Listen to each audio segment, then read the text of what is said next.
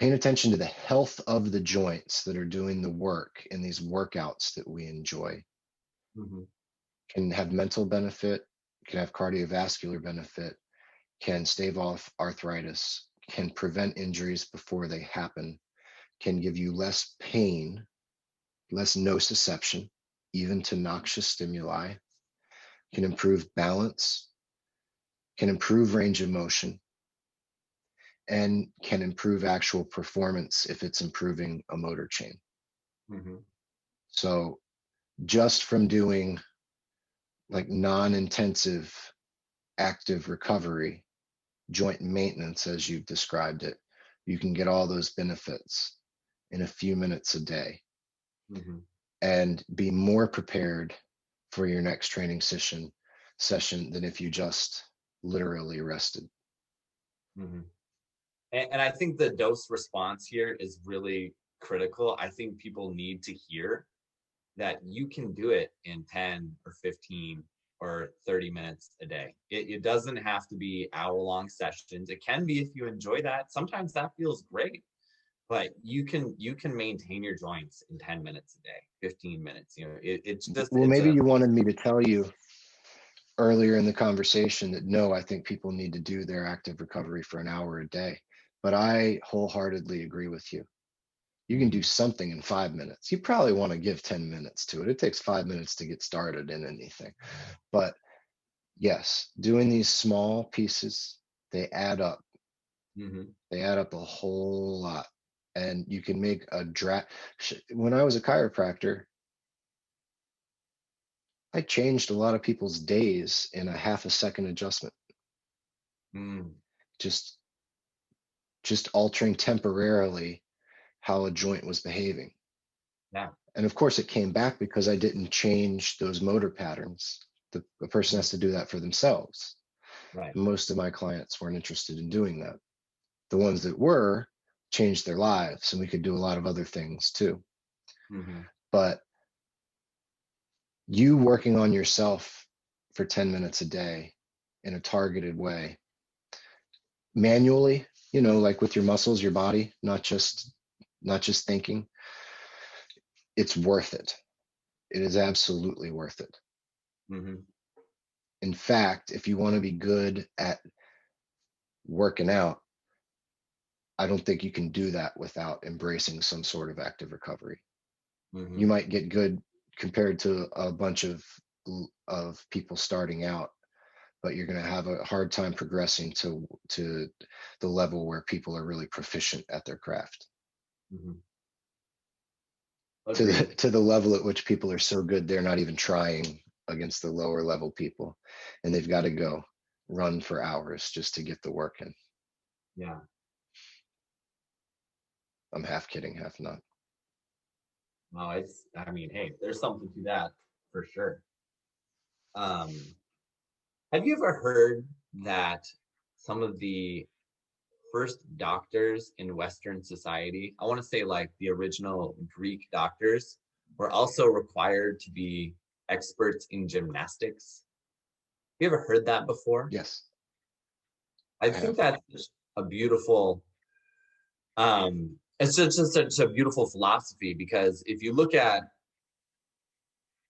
and I have not been to every gymnastics school in the country, but I bet if you go to any gymnastics school on this planet, you're going to find people investing in joint conditioning and joint maintenance as the first thing they do. That is literally the foundation. Yeah. And I am willing to bet that any Olympian that we've ever seen in the gymnastics sport has just devoted so much of their life to this that we're talking about. In other words, what I'm trying to say is that this joint maintenance thing that we're talking about, it can literally make you superhuman. Like, those gymnastics athletes are capable of things that virtually any human, or even any other high-level athlete in any other sport, is not going to be able to come close to being able to do. And it sits on a foundation of joint maintenance and joint conditioning. Yes. And I just think that's a Yes. beautiful thing. Like we tend to think of it as boring because it's not, your heart rate's not pounding and you're not, dominating somebody, you're setting some kind of record. But my God, man, this is where the real power lies, is in having healthy alignments and having functional tissues, and then reinforcing those alignments and that healthiness with a continuous practice. It's kind of like, unless you're a person who is going to be a professional athlete and solidify your security for the rest of your life in a few short years, managing recovery and injury is how you win the war. It's not about having a bunch of extreme battles in the gym. Mm-hmm. It's about everything you do outside of the gym so that you keep going and you keep maintaining. Mm-hmm. And you and I aren't that old, but in terms of high level sports, we're getting ancient and we're still out there. And I know that we both plan to be physically fit and competitive into our 60s. And Damn right. there's no way that is happening without me taking care of my body and also accepting what's going to happen to it. Mm-hmm. And that's something that we hope to do with this podcast, is help people have realistic expectations of what the human body requires and can do, so that they can make themselves the best that they can be for whatever their endeavor, whatever their mission is. Mm-hmm. Hell yeah. Everybody's got to fight, and everybody's in some kind of battle. And if I can help, if exploring these ideas with you can help anybody be a little bit harder to kill, or help anybody just, get a little extra power in their lives, I would be really grateful for that. Well, that, I don't think you have to worry about that. So go ahead and be grateful, because you definitely help a lot of people. You mentioned the quick last thing, you mentioned the Greeks and the original physicians. A lot gets lost in history, man. Mm-hmm. Did you know that a lot of the alcohol that they were drinking back then was just a carrier for different herbaceous drinks and psychedelic brews? I did listen to a really fascinating podcast about that recently. I can't remember anybody's name on it. I mean, it was a Joe Rogan podcast, but yeah, that's pretty fascinating. Well, it's a thing. And it's not about the fact that they were like drinking mold and seeing stars, but it's about the fact that the original understanding of health and medicine was informed by nature and incorporated much of what we've left behind about health. People embraced chemicals, they embraced the idea of medicine, but they also placed extreme importance on what you did with your body and how you thought about what you were doing. And a return to that within anyone's life, because we can't control what a whole society does, but a return to that holistic point of view that is inclusionary, not rejection. Not I'm holistic, I don't believe in medicine, or I'm holistic, I'm anti-surgery. No offense, whoever thinks that, but you're wrong.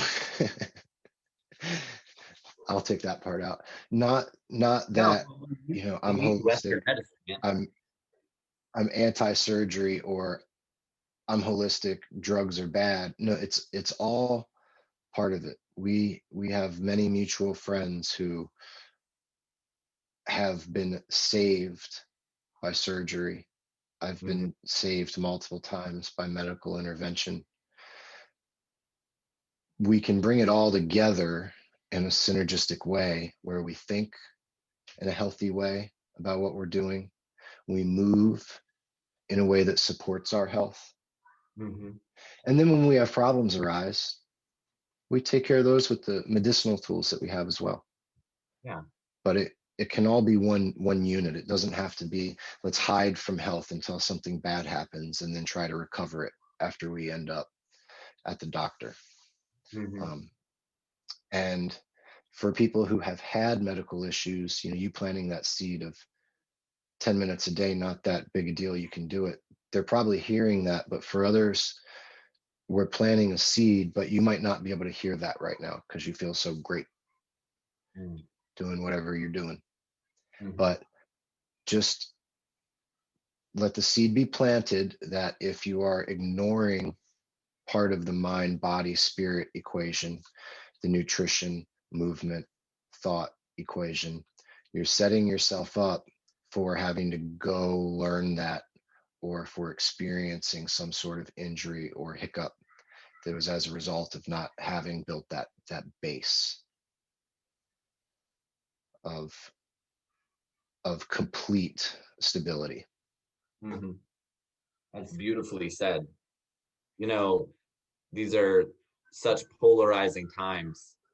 Everybody wants to get on one side of an issue and just camp out there and dig in hard, but that's not how it is. That's not how life works. Like we need Western medicine, we need Eastern medicine, we need medicines we haven't even heard of, we need medicines that we've forgotten.